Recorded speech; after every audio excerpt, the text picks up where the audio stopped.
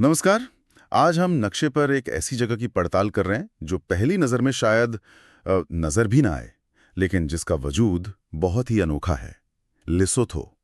हमारे पास जो जानकारी है उसके आधार पर हम इस पर्वत साम्राज्य या जिसे स्काई किंगडम भी कहते हैं उसके दिल में उतरने की कोशिश करेंगे। हाँ बिल्कुल। ये नाम ही अपने आप में कितना कुछ कहता है, स्काई किंगडम। है ना? और सोचिए, एक पूरा देश जो चारों तरफ से सिर्फ एक ही दूसरे देश से घिरा हुआ है। दक्षिण अफ्रीका से। हाँ, दक्षिण अफ्रीका पूरी तरह से लैंडलॉक्ड, बल्कि दक्षिण अफ्रीका लॉक्ड कह सकते हैं। जी। तो आज हमारी कोशिश रहेगी लेसोथो की इस असाधारण भौगोलिक स्थिति को समझना। ये बना कैसे, इसकी संस्कृति क्या है और आज क्या मुश्किल है वहाँ। और हाँ, इसकी पहचान तो इसके पहाड़ों से ही है। बिल्कुल, वो तो है ही। तो चलिए शुरू करते हैं। सबसे पहली और शायद सबसे हैरान करने वाली बात तो यही है, इसका लोकेशन पूरी तरह से दक्षिण अफ्रीका के अंदर। हाँ, और दुनिया में ऐसे बस गिने चुने ही देश हैं। ये चीज इसे बहुत खास बनाती है। सही। और इसे माउंटेन किंगडम क्यों कहते हैं ये भी जानना जरूरी है। ऐसे ही नहीं कहते। अंदाजा लगाइए, देश का लगभग 80% हिस्सा। 80%? हाँ, 80% हिस्सा समुद्र तल से 800 मीटर मतलब करीब 6000 फीट से भी ज्यादा ऊंचा है। अरे बाप रे। ये दुनिया का अकेला ऐसा स्वतंत्र देश है जिसका पूरा का पूरा एरिया 1000 मीटर से ऊपर है। मतलब कोई भी कोना समुद्र तल से 1 किलोमीटर से नीचे नहीं है। कमाल है। और राजधानी मसेरू, वो भी ऊंची होगी फिर तो। हाँ, मसेरू भी काफी ऊंचाई पर है। और देश की जो लाइफलाइन है, ऑरेंज नदी, हाँ, वो भी यहीं से शुरू होती है। अच्छा, ऑरेंज नदी लिसोथो से निकलती है। जी हाँ, यहीं पहाड़ों से निकलकर फिर दक्षिण अफ्रीका होते हुए अटलांटिक महासागर में जाती है। तो ये पहाड़ सिर्फ देखने में खूबसूरत नहीं है, ये यहाँ के जीवन का, यहाँ की इकोनॉमी का, संस्कृति का, सबका आधार है। वाकई, मतलब जमीन से इतना ऊपर बसा हुआ पूरा देश। अच्छा, ये तो हुई भूगोल की बात। अब थोड़ा पीछे चलते हैं, इतिहास में। ये अलग देश बना कैसे, खासकर इतने बड़े पड़ोसी के बीच में? मैंने पढ़ा है कि राजा मोशेस प्रथम का नाम बहुत अहम है इसमें। हाँ बिल्कुल, मोशेस प्रथम को लिसोथो का राष्ट्रपिता मानते हैं 19वीं सदी की शुरुआत में। वो दौर था दक्षिणी अफ्रीका में बड़ी उथल पुथल का, जिसे मिफिकाने या डिफिकाने कहते हैं। हाँ, सुना है इसके बारे में। काफी संघर्ष का समय था। बिल्कुल, बड़े पैमाने पर लोग उजड़ रहे थे, लड़ाइयाँ हो रही थीं। ऐसे में मोशेस प्रथम ने अलग अलग कबीलों को, शरणार्थियों को इकट्ठा किया और उन्हें एक पहचान दी, बसोथो राष्ट्र की। और उन्होंने एक जगह चुनी, थाबा बोसियो। थाबा बोसियो, ये कोई किला था? ये एक पठार जैसा था, ऊपर से सपाट और किनारे एकदम खड़े, मतलब नेचुरली बहुत सुरक्षित। उन्होंने इससे अपना गढ़ बनाया और वहां से कई हमलों का सफलतापूर्वक सामना किया। अच्छा, यानी एक लीडर ने मुश्किल वक्त में बिखरे हुए लोगों को जोड़ा और एक सुरक्षित जगह से राष्ट्र की नींव रखी। पर फिर ये ब्रिटिश प्रोटेक्टोरेट या संरक्षित राज्य कैसे बन गया? ये भी असल में मोशेस प्रथम की ही दूरदर्शिता थी। आसपास जो बोअर रिपब्लिक्स थे, उनसे खतरा बढ़ रहा था। हाँ, वो डच मूल के किसान थे, है ना? जी, तो उनसे अपनी जमीन और लोगों को बचाने के लिए मोशेस प्रथम ने अंग्रेजों से सुरक्षा मांगी। काफी कोशिशों के बाद 1868 में ये इलाका ब्रिटिश संरक्षित राज्य बन गया। इसे तब बसोतो लैंड कहते थे। तो इसका मतलब क्या था? मतलब क्या ये पूरी तरह से गुलाम हो गए थे? नहीं, पूरी तरह से नहीं। आसान शब्दों में समझें तो अंदरूनी मामले जैसे पारंपरिक शासन वगैरह वो बसोथो प्रमुखों के हाथ में रहे, लेकिन बाहरी सुरक्षा और विदेशी मामले ब्रिटेन देखने लगा। ये एक तरह का समझौता था अपनी पहचान और जमीन बचाने के लिए। समझ गया, मतलब गुलामी नहीं, एक तरह की सिक्योरिटी डील। और फिर आजादी? वो मिली लगभग एक सदी बाद, 1966 में। तब बसोटोलैंड को ब्रिटेन से पूरी स्वतंत्रता मिली और इसका नाम हुआ kingdom of Lesotho. Kingdom of Lesotho? जी, तब से यहाँ संवैधानिक राजशाही है, मतलब राजा भी हैं और लोकतंत्र भी। लेकिन हाँ, सफर हमेशा सीधा नहीं रहा है। अच्छा, क्या मतलब? मतलब कई बार राजशाही के समर्थकों और चुनी हुई सरकारों के बीच टेंशन रही है। सत्ता को लेकर अस्थिरता भी देखी गई है, यहाँ तक कि मिलिट्री ने भी दखल दिया है। फिर भी अच्छी बात यह है कि लोकतांत्रिक प्रक्रिया चलती रही है। ये जानना दिलचस्प है कि कैसे बाहरी दबाव और अंदरूनी मुश्किलों के बीच ये देश अपना रास्ता बनाता रहा। अब बात करते हैं यहाँ रहने वाले लोगों की। कौन है ये लोग? आपने बसोथो जातीय समूह का जिक्र किया था। हाँ, देश की आबादी करीब 22 लाख है और इसमें लगभग 99% लोग जातीय रूप से बसोथो ही हैं। 99%? ये तो जी। कमाल की एकरूपता है। जी। दक्षिणी अफ्रीका के कई दूसरे देशों से ये बहुत अलग है और शायद इसी वजह से यहाँ एक मजबूत राष्ट्रीय पहचान और साझा संस्कृति दिखती है। और भाषा, क्या वो भी सबकी एक ही है? बिल्कुल। सेसोथो यहाँ की राष्ट्रीय भाषा है और लगभग हर कोई इसे बोलता और समझता है। ये लोगों को जोड़ने वाली एक बहुत अहम कड़ी है। और अंग्रेजी? अंग्रेजी भी ऑफिशियल भाषा है। सरकारी काम में, पढ़ाई लिखाई में, बिजनेस में इस्तेमाल होती है। और धर्म? धर्म की बात करें तो ईसाई धर्म मानने वाले सबसे ज्यादा हैं, करीब 90%। लेकिन इसके साथ साथ जो पारंपरिक अफ्रीकी मान्यताएं हैं, रीति रिवाज हैं, वो भी लोगों की जिंदगी का हिस्सा है, खासकर गांवों में। अच्छा, और संस्कृति में वो क्या खास चीजें हैं जो एकदम से ध्यान खींचती हैं? आपने कंबलों का जिक्र किया था शायद पहले। हाँ, वो बसोथो कंबल, वो सिर्फ ठंड से बचने के लिए नहीं है। उनके रंग, उनके पैटर्न, यहाँ तक कि उन्हें ओढ़ने का तरीका, ये सब पहनने वाले की सोशल स्टैंडिंग, उसके कबीले या किसी खास मौके के बारे में बताता है। अरे वाह, मतलब एक तरह की पहचान है वो कंबल। बिल्कुल, चलती फिरती पहचान। और वो टोपी देखिए आपने, कोन जैसी। हाँ हाँ, देखी है तस्वीरों में, वो भी खास है। वो है मोकोरोटलो, एक कोनिकल घास की टोपी। कहते हैं इसका डिजाइन थाबा बोसियू के पास की एक पहाड़ी किलोएन से प्रेरित है। ये अब लेसोथो का नेशनल सिंबल बन गया है, आपको इनके झंडे पर भी दिखेगी। अच्छा, झंडे पर भी है, ये तो वाकई राष्ट्रीय गौरव की बात हुई। जी। और इसके अलावा घुड़सवारी, उसका जिक्र तो करना ही पड़ेगा। हाँ, पहाड़ी इलाका है तो घोड़े जरूरी होते होंगे। बिल्कुल। घोड़े और पोनी यहाँ सदियों से ट्रांसपोर्ट का मेन जरिया रहे हैं। आज भी कई दूर के गांवों तक पहुंचने के लिए घोड़ों का ही इस्तेमाल होता है।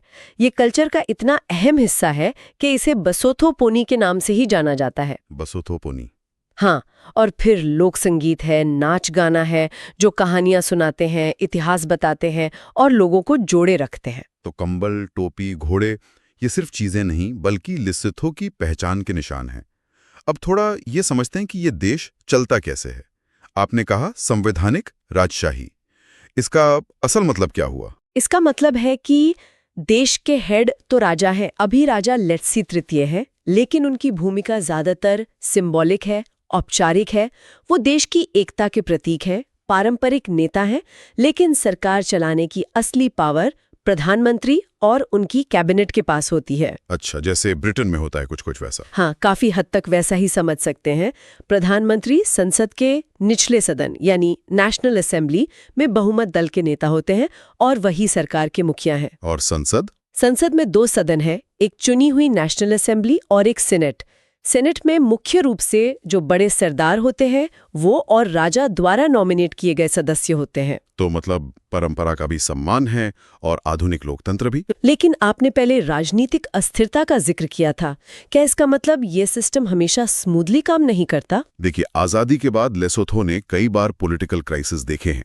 चुनावों के नतीजों पर झगड़े हुए, सत्ता के लिए संघर्ष हुआ और 1986 में तो मिलिट्री ने तख्ता पलट भी कर दिया था। ओह, और दक्षिण अफ्रीका का असर भी कई बार पॉलिटिक्स पर पड़ा है। लेकिन इन सब उतार चढ़ावों के बावजूद ये ध्यान देने वाली बात है कि देश बार बार डेमोक्रेसी के रास्ते पर लौटा है। चुनाव होते हैं, सरकारें बदलती हैं और जो संवैधानिक ढांचा है वो बना हुआ है। ये दिखाता है कि यहाँ के लोग और संस्थाएं लोकतंत्र को अहमियत देते हैं, भले ही रास्ता मुश्किल रहा हो। ये वाकई एक जटिल तस्वीर है। चलिए अब जरा अर्थव्यवस्था पर आते हैं।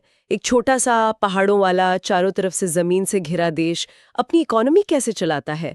कमाई के मुख्य जरिए क्या हैं? मैंने कपड़ा उद्योग के बारे में सुना है काफी। हाँ, खासकर अमेरिका एक्सपोर्ट के बारे में। हाँ, वो AGOA वाला मामला है शायद, अफ्रीकी ग्रोथ एंड अपॉर्चुनिटी एक्ट। हाँ, वही। बिल्कुल सही। AGOA जो अमेरिका की एक स्कीम है जिससे कुछ अफ्रीकी देशों को अमेरिकी बाजार में ड्यूटी फ्री एक्सेस मिलता है, इसने लेसोथो के कपड़ा उद्योग को बाकायदा बूस्ट दिया है। ये हजारों लोगों के लिए रोजगार का, खासकर महिलाओं के लिए एक बड़ा जरिया है। अच्छा। हालांकि इस इंडस्ट्री को भी इंटरनेशनल कंपटीशन का सामना करना पड़ता है और AGO का भविष्य क्या होगा ये चिंता भी रहती है। और खेती बाड़ी? पहाड़ी देश है, खेती तो मुश्किल होती होगी। हाँ, खेती इकोनॉमी का एक और अहम हिस्सा है, खासकर गांव के लोगों की रोजी रोटी के लिए। मक्का, गेहूं, सोरगम जैसी फसलें होती हैं। भेड़ और बकरी पालन भी काफी होता है ऊन और मोहेर के लिए। लेकिन जैसा आपने कहा, पहाड़ी ढलान, मिट्टी का कटाव और बारिश का भरोसा नहीं, ऊपर से क्लाइमेट चेंज का असर, ये सब खेती को बहुत चैलेंजिंग बना देते हैं। मतलब खाने पीने की चीजें बाहर से मंगवानी पड़ती होंगी। हाँ, देश अपनी फूड रिक्वायरमेंट्स का एक बड़ा हिस्सा इंपोर्ट करता है। लेकिन यहाँ एक और चीज है जो लेसोथो की इकोनॉमी को खास बनाती है, पानी। पानी कैसे? जी हाँ, पानी। Lesotho highlands water project LHWP नाम की एक बहुत बड़ी $multi-billion इंजीनियरिंग परियोजना है। अच्छा, क्या होता है इसमें? इसके तहत लेसोथो के पहाड़ों में बड़े बड़े डैम बनाकर पानी जमा किया जाता है और फिर सुरंगों के जरिए उसे दक्षिण अफ्रीका के इंडस्ट्रियल और शहरी इलाकों, खासकर जोहानिसबर्ग के आसपास का गौतेंग प्रांत है, वहां भेजा जाता है। अरे वाह, मतलब लेसोथो अपना पानी दक्षिण अफ्रीका को बेचता है। बिल्कुल, और ये लेसोथो के लिए रेवेन्यू का एक बहुत बड़ा और भरोसेमंद सोर्स है। इससे देश को अपनी डेवलपमेंट प्रोजेक्ट्स के लिए पैसा मिलता है। ये तो बहुत दिलचस्प है। हाँ, लेकिन इसका एक दूसरा पहलू भी है। ये प्रोजेक्ट लेसोथो को दक्षिण अफ्रीका पर और भी ज्यादा डिपेंडेंट बनाता है। एक तरह की लाइफलाइन है जिसका कंट्रोल पड़ोसी देश के हाथ में भी है। और फिर इतने बड़े पैमाने पर पानी के मैनेजमेंट के अपने एनवायरमेंटल और सोशल असर भी होते हैं, जैसे लोगों को हटाना पड़ता है, इकोसिस्टम बदलता है। हाँ, ये तो है। पैसा बनाम निर्भरता, एक मुश्किल सौदा लगता है। और क्या इकोनॉमी में? एक और बहुत जरूरी चीज है रेमिटेंस। रेमिटेंस मतलब बाहर से भेजा हुआ पैसा। जी, वो पैसा जो लेसोथो के लोग विदेश में काम करके घर भेजते हैं, खासकर दक्षिण अफ्रीका के खानों में, खेतों में, शहरों में। ये रकम देश की इकॉनमी और हजारों परिवारों के लिए बहुत अहमियत रखती है। ये फिर से लेसोथो और दक्षिण अफ्रीका के बीच का वो गहरा आर्थिक रिश्ता दिखाता है। तो कपड़ा, खेती, पानी और बाहर से आया पैसा, ये मुख्य पिलर लगते हैं। लेकिन आपने चुनौतियों का भी जिक्र किया था। बिल्कुल, और चुनौतियां कम नहीं है बल्कि गंभीर हैं। गरीबी बहुत ज्यादा है, खासकर गांव में, पहाड़ी इलाकों में। बेरोजगारी की दर बहुत ऊंची है, खासकर नौजवानों में, जिससे और भी दिक्कतें पैदा होती हैं। और एक बहुत बड़ी चुनौती है HIV एड्स का फैलाव। लेसोथो दुनिया के उन देशों में है जहां HIV इन्फेक्शन रेट सबसे ज्यादा है। इसका हेल्थ सिस्टम पर जबरदस्त बोझ पड़ता है, लोगों की काम करने की क्षमता कम होती है और परिवारों पर बहुत बुरा असर पड़ता है। इन चुनौतियों से निपटना देश के लिए बहुत जरूरी है। ये तो वाकई मुश्किल हालात हैं। इन सब के बीच क्या टूरिज्म का कोई रोल है? इतने खूबसूरत पहाड़ों वाले देश में लोग घूमने तो आते ही होंगे। हाँ, जानकारी तो यही कहती है कि यहाँ नेचुरल ब्यूटी और एडवेंचर के शौकीनों के लिए स्वर्ग जैसा है। बर्फीली चोटियां, सोचिए अफ्रीका में बर्फ। हाँ, ये उस इमेज से कितना अलग है जो आमतौर पर अफ्रीका के बारे में होती है ना?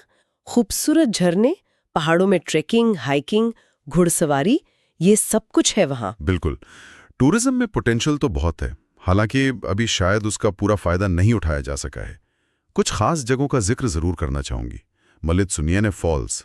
मलित्सुनियाने फॉल्स, हाँ, 194 मीटर ऊंचा झरना है, अफ्रीका के सबसे ऊंचे सिंगल ड्रॉप वाटरफॉल्स में से एक। और पता है, यहां दुनिया की सबसे ऊंची कमर्शियल एप्सलिंग होती है। क्या बात कर रहे हैं? रस्सी के सहारे उतने ऊपर से उतरना? जी हाँ, और वो पूरा इलाका सिमोंगकोंग, जहां ये झरना है, अपनी खूबसूरती और एडवेंचर एक्टिविटीज के लिए मशहूर है, खासकर सर्दियों में जब बर्फ गिरती है। सुनने में रोमांचक लग रहा है। और कोई खास जगह? एक और बहुत जरूरी जगह है, थाबा बोसियू। हाँ, जिसका जिक्र इतिहास में आया था। वही, वो सिर्फ एक पठार नहीं है, वो लेसोथो राष्ट्र का जन्मस्थान है, जहां राजा मोशेस प्रथम ने अपने लोगों को बचाया था, जहां से देश को जोड़ा था। ये एक नेशनल मॉन्यूमेंट है और बसोथो लोगों के लिए बहुत गहरे ऐतिहासिक और इमोशनल मायने रखता है। इसके अलावा नेशनल पार्क्स भी हैं, जैसे सहलाबा थेबे नेशनल पार्क। ये यूनेस्को वर्ल्ड हेरिटेज साइट भी है, अपनी खास बायोडाइवर्सिटी और लैंडस्केप के लिए जानी जाती हैं। इतिहास और प्रकृति का ऐसा संगम। खेलों की बात करें तो घुड़सवारी का जिक्र तो कई बार हुआ, रग्बी का भी नाम आया था। बड़े लोकप्रिय आयोजन होते हैं, बेहतरीन घुड़सवार और उनके सजे धजे घोड़े देखने लायक होते हैं। रग्बी की पॉपुलैरिटी भी बढ़ी है, शायद ब्रिटिश असर और दक्षिण अफ्रीका की वजह से, लेकिन फुटबॉल भी काफी खेला जाता है और पारंपरिक खेलकूद भी होते हैं। तो इतनी सारी बातें जानने के बाद लेसोथो की क्या तस्वीर उभरती है मन में? एक छोटा सा देश पहाड़ों से घिरा हुआ, एक बहुत बड़े पड़ोसी के साये में जी रहा है। अपनी खास पहचान, अपनी संस्कृति को संभाले हुए है और साथ ही गंभीर आर्थिक और सामाजिक चुनौतियों से भी जूझ रहा है। ऐसा लगता है कि ये लगातार अपनी जगह बनाने और आत्मनिर्भर रहने के लिए संघर्ष कर रहा है। बिल्कुल सही कहा आपने। लेसोथो की कहानी असल में लचीलेपन और हिम्मत की कहानी है। इसकी ताकत इसके लोगों की शांति प्रियता में है। अगर आप पड़ोसियों से तुलना करें तो यहाँ अंदरूनी संघर्ष कम रहे हैं।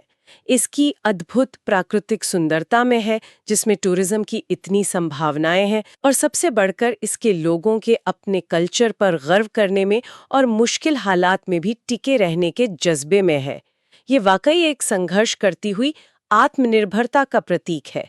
एक ऐसा देश जो अपनी बहुत ही यूनिक भौगोलिक, ऐतिहासिक और राजनीतिक परिस्थितियों के बीच अपना रास्ता ढूंढ रहा है और बना रहा है। तो ये थी लेसोथो की कहानी, जैसा कि हमें उपलब्ध जानकारी से पता चलता है। जाते जाते एक सवाल मन में जरूर आता है, जिस पे शायद हमारे सुनने वाले भी सोचना चाहें।